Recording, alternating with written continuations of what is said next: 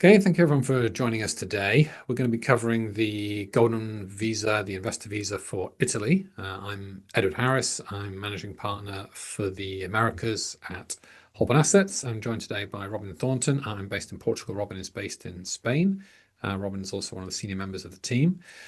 I'm just going to start with a quick brief background about Holborn Assets for those of you who've not watched either of our videos before or familiar with Holborn. So Holborn's a global financial services business. We've been around for 27, 28 years now. We have about 20,000 clients around the world. At our core, we are financial services investment advisors, but we do also have a very large and successful citizenship and residency by investment business as well. We have multiple revenue streams as a result, our insurance business, our investment business, our citizenship business, so a very large and stable business and license for investment services all around the world. We are now one of the leading, as I mentioned, citizenship by investment firms with much experience across the company, and an Italian gentleman who is head of our program for Italy, and that's the program that we're going to be focused on today.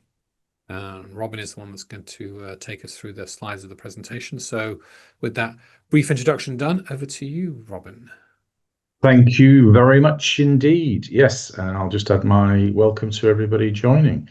So let's run through the Italian Golden Visa program. First and foremost, what is it? What is the program? So it's basically granting a long stay visa for non-EU investors. Obviously, this is only for non-EU investors. So that is, typically American residents or American clients from the UK or the Middle East and Asia. It requires an investment into the country, and I'll come on to the types of investments that you can make. And it leads on to renewable investor residence permit and potentially citizenship, and it's based on current and legislation in Italy, which has been in place for quite some time, since 1998 actually. So you can go the route of buying into an Italian government bond. Don't think that's particularly popular at 2 million euros. Probably because the Italian government bonds have, how should we say, been a little bit unstable, certainly in the 90s and the early noughties. We've got a 1 million philanthropic donation, 500,000 into an Italian company equity, which comes with its own kind of types of risks as well. And then we've got the 250,000 innovative startup equity. So this is what we're going to be focusing on today. And it's basically it's registered on the Startup Innovativia register. So these are startup companies, and I'll explain a little bit more about that in detail. So how does it work? What do you get? First of all, the thing with Italy is it's extremely quick. I mean, very quick. So first of all, you get your nulla osta, which is basically your authorization. It's almost like getting a social security number or a NIF in Spain, or an NIE or something like that. So it's like basically a registration. Leads on to a visa, type D visa, which is valid for 2 years, which is obviously, again, fairly normal.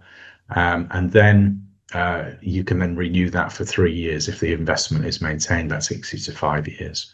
Okay, and then again, this is subject to each individual client, what they're trying to achieve.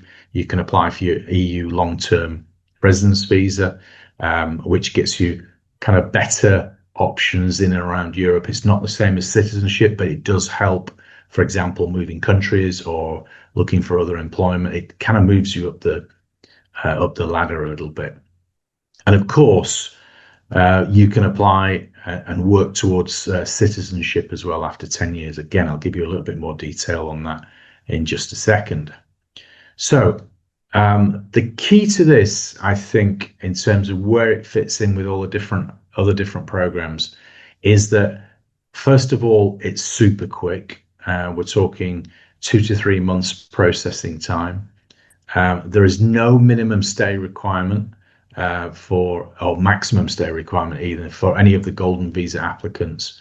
So this is definitely a plan B. And obviously it's a beautiful country as well. So if you wanted to spend some extended stays there. And if you're looking to get the citizenship route, so this competes with a lot of other European countries, there is a pathway to citizenship as well.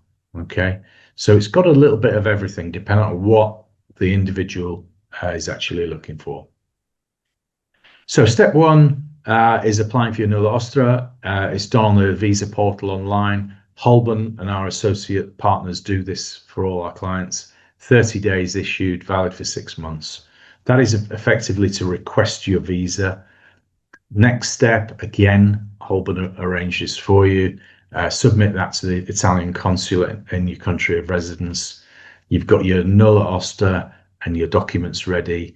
So it's kind of, I wouldn't say it's a formality, but as long as everything's in order, that should be granted, and it'll give you a visa validity of 2 years.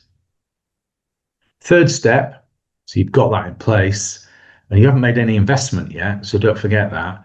So within 8 working days, you then apply, or should I say enter Italy, and you basically confirm that you've arrived and you're here, and they will then grant you the actual residence permit. That gives you right to work in Italy. Again, it's not the same as a lot of programs.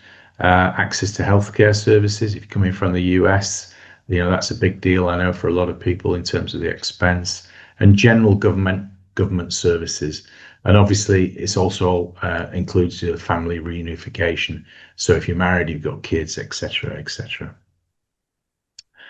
Only then, all that's taken care of, the boxes ticked, only then do you execute the investment. So if you're going to do a 2 million into government bonds, or you're going to do the 250,000 route, you would transfer the funds and finalize the investment with the provider. Again, that's what we do.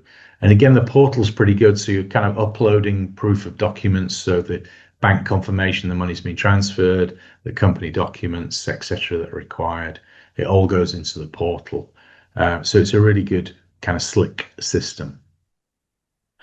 The final step, which is more of a formality, because these programs are set up but in advance, obviously, and pre-approved, is to get the committee to review the investment. Okay, that should be positive. And if it's positive, they give what's called a notice of consent. Again, it's almost like rubber stamping it, and it basically confirms that you've got that 2-year permit validity. After 2 years, you apply again before expiry. If you've still got the investment, you get an extra 3-year period. Again, very similar to other European countries.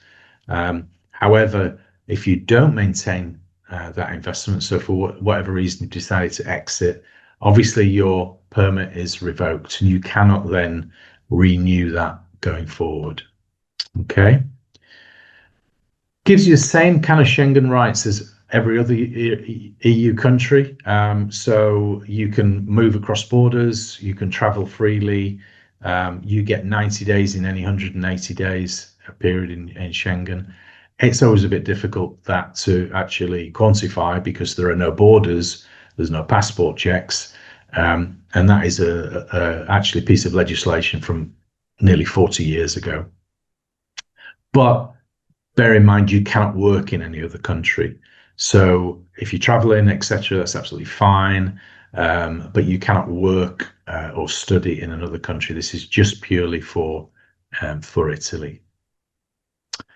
So after 5 years, what happens? Well, then you have the opportunity to really work towards citizenship, if you wish.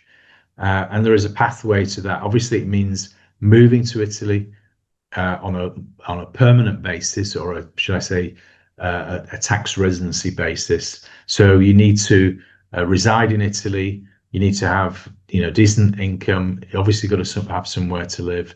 Actually, you need an A2 certificate in Italian, which is the lowest level of language test that you can get.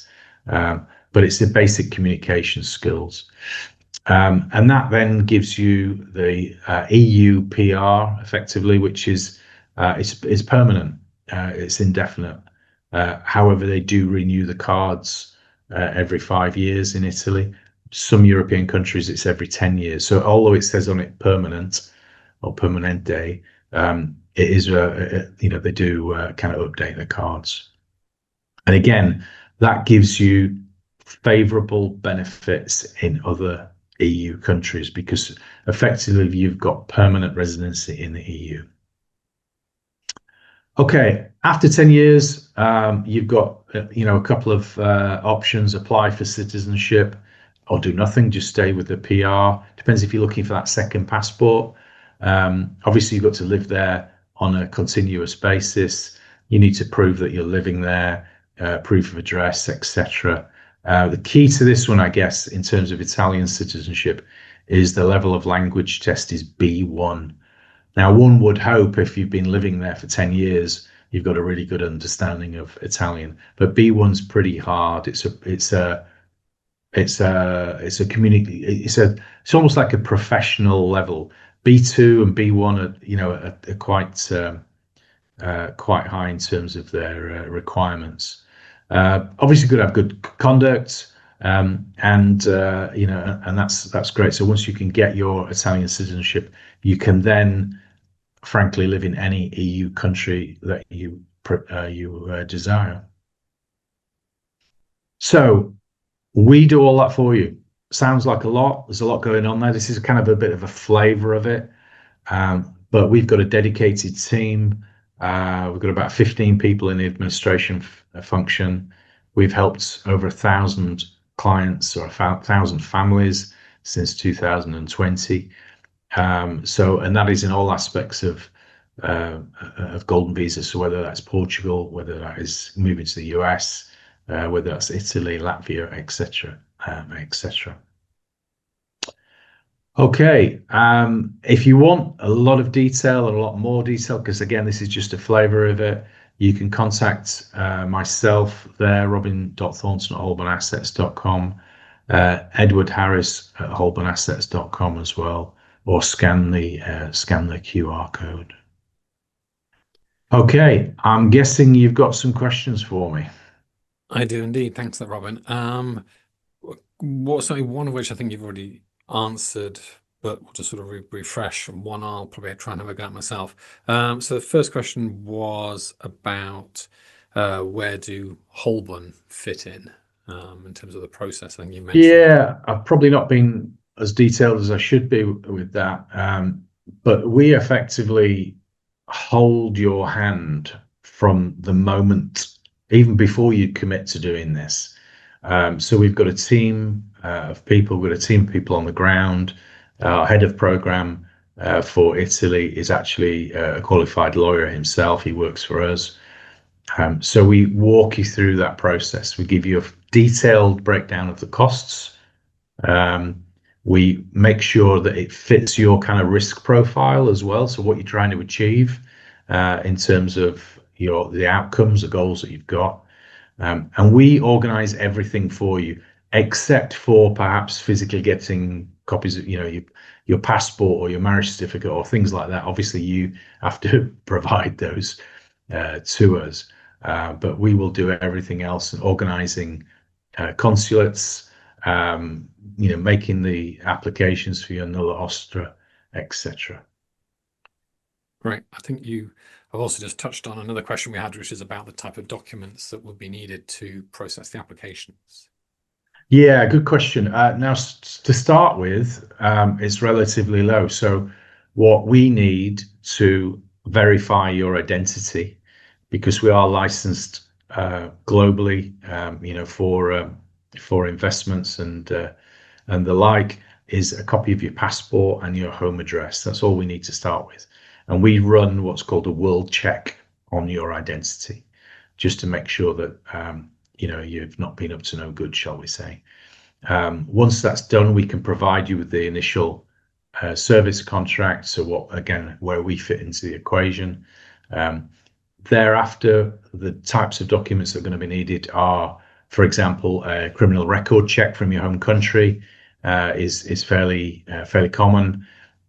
Proof of address is simple. It's usually things like recent utility bill, passport copies, marriage certificate. Again, dependent on the status or the requirements of the individual client.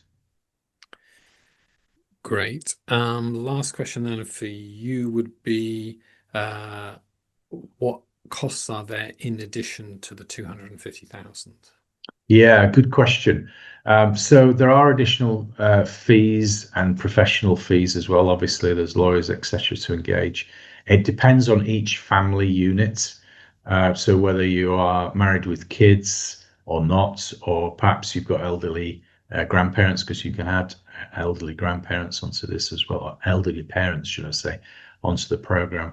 So what we will do is we'll provide you individually with a breakdown of those costs, so you can see in lots of detail what those costs are and when they're due as well. So some are due prior to the application. So when you engage with us, obviously there is some fees that need to be paid in advance. But the majority, like I said, of the investment only happens after you've received pre-approval.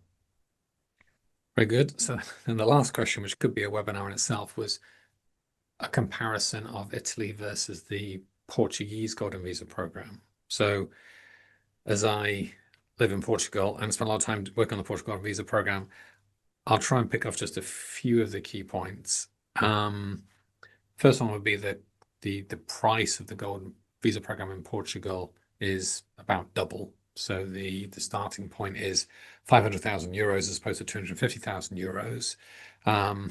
There are some projects that we do where we can get it down a little bit less than that, more like 400,000, but it is a more expensive price point. Processing time, historically, as of up to basically today, it has been taking a long time, by a long time in excess of 2 years to process people's applications. Today, we've seen a flurry of activity. Basically, the government have said that they're going to try and clear this backlog, and we've seen by a lot, I mean, hundreds of our clients have been getting their appointments through that they've been waiting a long time for.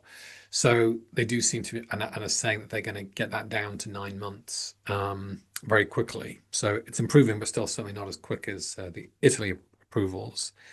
Time that you have to stay in the country to maintain your temporary residency permits. In Italy, there is no physical stay requirement.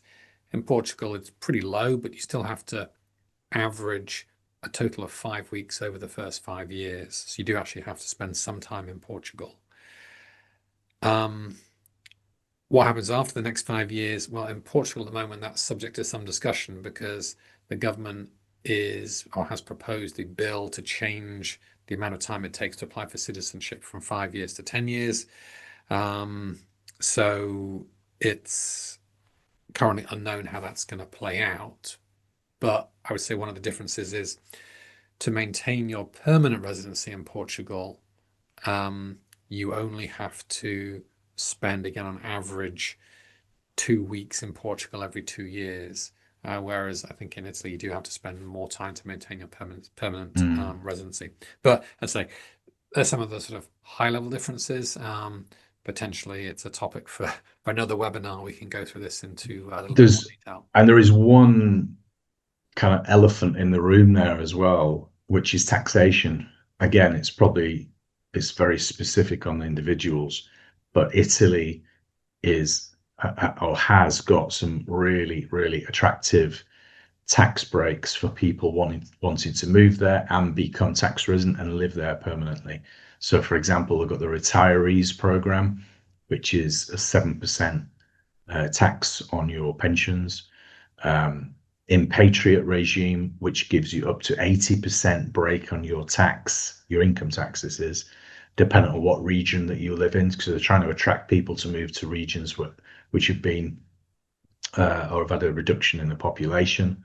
And you've got the flat tax regime, for example, which is 200,000 flat tax. So for high net worth clients. That's really attractive. And then the fourth one is the southern Italy regime, where there's even more additional tax incentives to people to move to the southern parts of Italy, particularly where there's low amounts of employment, there's low amounts of economic activity. So they're effectively trying to encourage people to bring their wealth to Italy. I guess it's like the TV program where I bought a village, but you bought a village in Italy. That's what I'm thinking of. Very good. Well, I think in terms of time and everything, the questions, that's what we've got for today. But I think, again, some of those points at the end illustrate why it's best to have a more detailed chat with Robin or myself to go through some of the specifics and how they relate to your personal situation and circumstances as well. Brilliant. Thanks very much. Thanks, Okay. Edward. Have a good Thanks, night. everyone. Cheers. Bye-bye. Bye.